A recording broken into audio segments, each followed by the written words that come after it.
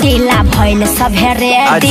4 जने जेंट्स बाड़े 3 जानी लेडी। अरे नया साल के पार्टीला भइल सभे रेडी। 4 जने जेंट्स बाड़े 3 जानी लेडी। दारू मुर्गा के कब इंतजाम होई? कोरोना में फालतू कहना होई तो 8 जाम हरे राम हरे राम राम राम हरे हरे दादा हरे कृष्णा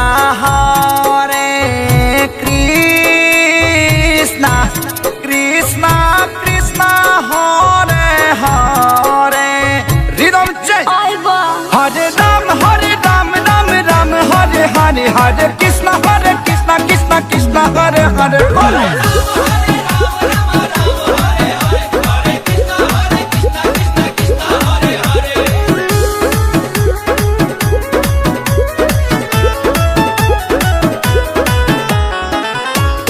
खेद पार्टी राजा डाल जन बाधा। नहीं तो भाग जाए छोड़ के लोग आधा। सचमुच साल के कहना शुरुआत पूजा पाठ से। मस्ती कहल जाई 2 जनवरी के रात से। हमने क्या गंगा बदनाम होई कोशिश कीजिए ना। कोरोना भागल नहीं खेमुआइबे का 8 जाम होई का हरे राम हरे राम राम राम हरे हरे हरे कृष्णा कृष्णा कृष्णा कृष्णा हरे हरे रिदम चेंज हरे राम राम राम हरे हरे हरे कृष्ण कृष्ण कृष्ण हरे हरे कोरा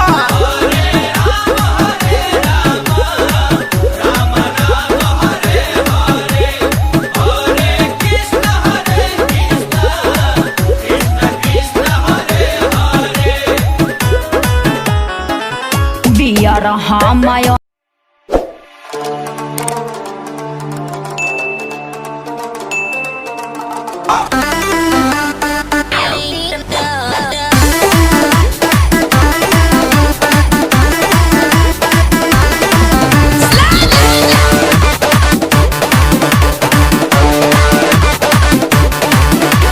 दूर हटाओ डैडी सैडी बहुत पी लिया कोला कैंडी। अब करेंगे मर्दों वाली बात।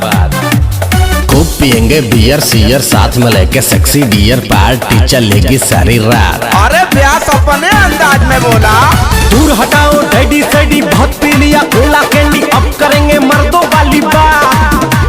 खूब पियेंगे बियर सियर साथ में लेके सेक्सी डियर। पार्टी चलेगी सारी रात। लवंडिया लवंडिया लवंडिया लंदन से लाएंगे रात भर डीजे बजाएंगे।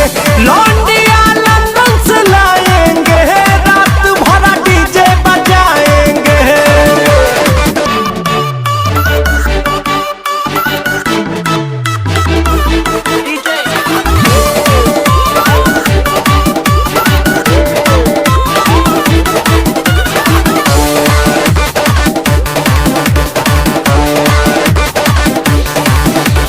रजनी के स्टाइल में सिगरेट जलाएंगे।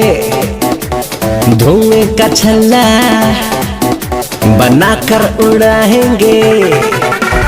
रजनी के स्टाइल में सिगरेट जलाएंगे। धुएं का छल्ला बनाकर उड़ाएंगे।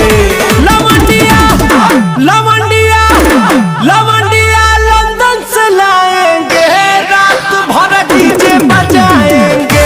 लौंडिया लंदन से लाएंगे रात भर डीजे बजाएंगे।